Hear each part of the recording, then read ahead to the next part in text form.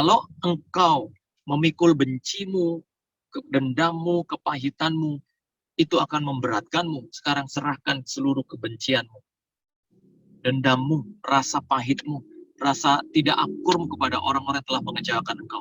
Tuhan akan membuat kuk yang selama ini menekan engkau, memberatkan hidupmu. Tuhan akan membuat kuk itu menjadi enak. Ketika engkau melepaskan pengampunan, engkau bisa memaafkan kesalahan orang lain, maka kuk yang ada di pundakmu tidak lagi tidak enak, tetapi sebab kuk yang kupasang itu enak. Lalu kalau kebencian itu menjadi beban hidupmu selama ini, masalah kepada orang lain menjadi beban hidupmu sekarang ini, maka Alkitab berkata kalau engkau datang dan mengizinkan Tuhan mengangkat segala kedendam dan kebencianmu dan keadaan hatimu yang tidak baik, Alkitab berkata, dan bebanku pun ringan. Bebanmu akan menjadi ringan kalau engkau menyerahkan segala hal yang berat ke tangan Tuhan. Tuhan akan membereskan. Kalau kita lakukan bagian kita, Tuhan pasti lakukan bagiannya. Lalu kemudian, saudara yang terkasih di dalam Tuhan, kalau kita diikat oleh kebencian, maka kita tidak akan pernah melihat hal-hal yang positif di mata kita tentang orang yang kita benci. Sebaik-baiknya orang yang kita benci, maka tidak akan pernah baik di mata kita. Sehebat-hebatnya orang yang kita tidak suka, maka tidak akan pernah hebat di mata kita. Ya, seberhasil-berhasilnya orang yang kita tidak suka, yang kita benci, maka dia tidak akan pernah berhasil di mata kita. Kita jadi orang yang susah tidur, bukan kita menjadi orang yang lesu, ya, bukan karena kita kurang kaya, saudara, kadang-kala. Bukan karena kita kurang banyak uang, bukan karena pekerjaan kita tidak berhasil. Cuma kadang-kala keadaan hati kita saja yang tidak bersih, keadaan hati kita yang tidak lurus. Ya, sehingga hari ini jangan dikalahkan oleh kebencian. Kita pasti bisa untuk melepaskan pengampunan. Catat orang yang masih belum bisa engkau ampuni di kertas, dan hari ini adalah waktunya engkau mendoakan dan memaafkan dia. Lalu yang ketiga, saudara terkasih dalam Tuhan, ketika Allah dikatakan Allah yang adalah yang mereka-rekakan kebaikan untuk kita, dia bukan hanya tidak bisa dikalahkan oleh keadaan, dia bukan hanya melihat hati, tetapi dia juga menghargai tujuanmu, cita-citamu, harapanmu. Alkitab berkata, dialah pengharapan yang tidak pernah mengecewakan. Tuhan hargai kita dengan begitu rupa.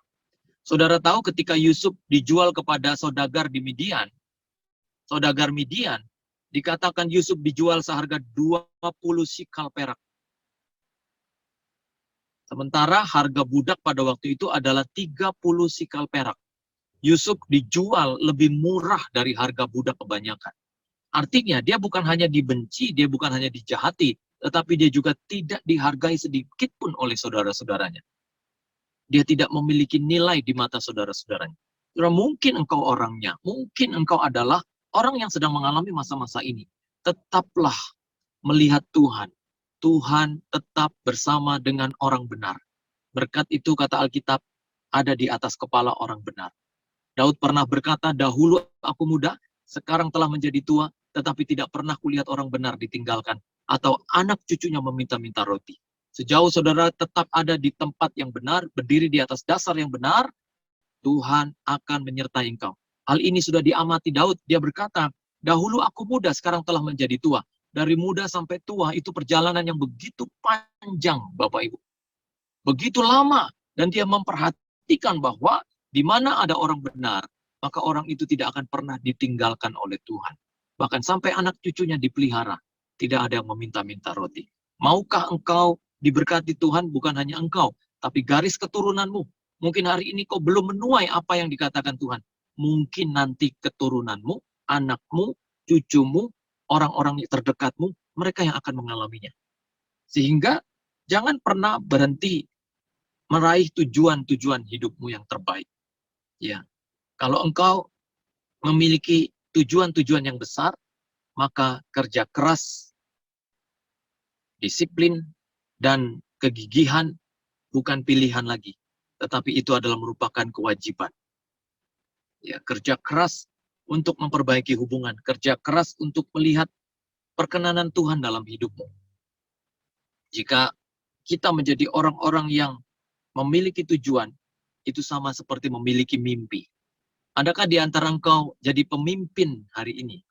Mungkin engkau kepala seksi, engkau kepala bagian, engkau pimpinan ini, ya. Sadar tidak sadar, kata pemimpin itu di tengahnya ada kata mimpi. Lalu di pinggirnya ada kata P dan di pinggirnya ada kata N, huruf N. Kata pemimpin di tengahnya ada kata mimpi, lalu di pinggirnya ada P dan N. PE dan N. Pen, ya. Seorang yang mau memimpin, seorang yang bercita-cita besar, dia harus punya kesanggupan untuk menulis mimpinya. Kalau pen itu adalah alat untuk menulis, maka tulislah mimpi-mimpimu, tujuan-tujuanmu mulai hari ini. Apa yang menjadi tujuanmu? Supaya orang tuaku diselamatkan, supaya kakak adikku diselamatkan, supaya anak-anakku menjadi anak-anak yang unggul, suamiku menjadi suami yang takut Tuhan, istriku menjadi istri yang takut Tuhan, keluargaku menjadi keluarga yang melayani. Supaya kita bisa punya target dalam pekerjaan. Masakan kita tidak pernah punya target dan buat target untuk keluarga kita. Saudara bahkan bukan hanya punya target, bahkan target saudara besar di kantor. Dan saudara kadang bisa mencapai target itu. Bahkan bisa melewati target. Apa target-targetmu untuk keluargamu? Apa target-targetmu untuk dirimu sendiri? Hari ini, Tuhan tidak akan pernah meninggalkan kita. Kalau kita buat target, kalau kita buat tujuan, kalau kita buat mimpi-mimpi, Tuhan ada di pihak kita. Apapun keadaan kita, dia tetap Tuhan yang tidak pernah kekurangan cara untuk memberkati hidup anak-anaknya. Sehingga hari ini, nyatalah bahwa kalau Alkitab berkata, seperti Yusuf di ending kisahnya, ini merupakan ya happy ending. Ya. Dalam Kejadian 50 ayatnya yang ke-20, Yusuf mengatakan sebuah kalimat yang tidak bisa saya lupakan, dan ini merupakan kalimat yang besar.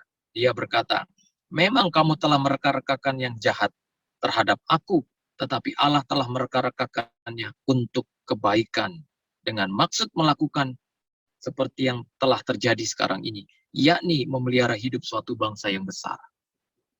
Inilah Tuhan kita, saudara-saudara.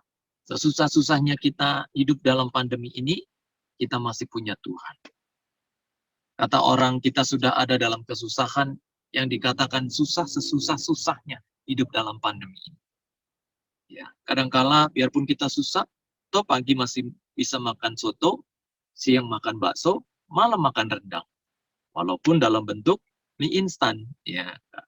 Artinya Indomie gitu ya, Indomie soto, Indomie bakso, Indomie rendang gitu. Tapi kan itu juga kita masih bisa makan. Kadang kita dalam pandemi ini ya gaji juga 1 koma gitu ya, kecil banget ya, tanggal 1 sudah koma. Kalau saudara masih hidup hari ini, bukankah itu anugerah yang besar dalam hidup kita?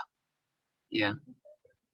Kadang ada jemaat yang bilang, Pak, doakan saya ini kontraktor. Aduh Bu, hebat dong sama Bapak ya kontraktor. Iya Pak, maksud saya bukan kontraktor yang begituan, tapi rumah kontrak naik motor. Katanya. Ya enggak apa-apa kalau kita punya Tuhan, maju saja. Pak, saya tinggal di Perumnas, perumahan belum lunas. Ya enggak apa-apa, asal ada Tuhan, itu sudah cukup bagi kita. Rezeki tidak berhenti di situ. Ya. Saudara, setiap orang itu punya garis sidik jarinya masing-masing. Dari 8 miliar jumlah manusia di dunia ini, tidak ada yang memiliki sidik jari yang sama. Artinya, saudara dan saya punya kekhususan masing-masing. Sehingga Tuhan punya berkat masing-masing untuk kita. Rezeki masing-masing untuk kita. Tidak sama. Sehingga kita tidak boleh iri terhadap rezeki orang, berhasil orang. Tidak boleh iri dengan ekonomi orang lain. Kita ya kita, Tuhan punya urusan dengan kita. Asalkan engkau lakukan bagianmu, tidak susah untuk membuat Tuhan membuat engkau berhasil dalam hidupmu. Kalau saudara lihat telapak tangan ini, di telapak tangan ini kalau diumpamakan ada 3 garis. Yang pertama adalah garis kebahagiaan, yang kedua adalah garis keberhasilan, dan yang ketiga adalah garis kesehatan.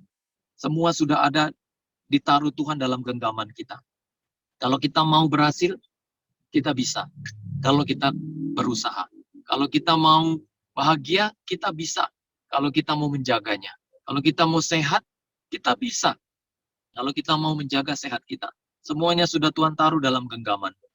Tapi toh sepintar-pintarnya engkau menggenggam, masih ada garis yang keluar dari genggamanmu. Apa artinya garis yang keluar dari genggaman ini? Garis yang keluar dari genggaman kita ini adalah urusan Tuhan yang akan Tuhan lakukan buat kita yang tidak mampu untuk melakukannya. Tuhan kita adalah Tuhan yang bersama-sama dengan kita. Kalau kita nyanyi, kiri kananku ada Tuhan, sekelilingku ada Tuhan. Saudara, Tuhan itu kalau menyertai kita, dia bukan hanya ada di luar untuk menyertai, tapi dia masuk dalam hidupmu. Barang siapa percaya dan mengasihi aku akan tinggal bersama-sama dengan dia. Tuhan ada di sini. Dalam hidupmu ada Tuhan yang besar. Sehingga tetaplah percaya, apapun yang terjadi, dia Tuhan yang turut bekerja dalam segala perkara untuk mendatangkan kebaikan. Tuhan berkati saudara sekalian.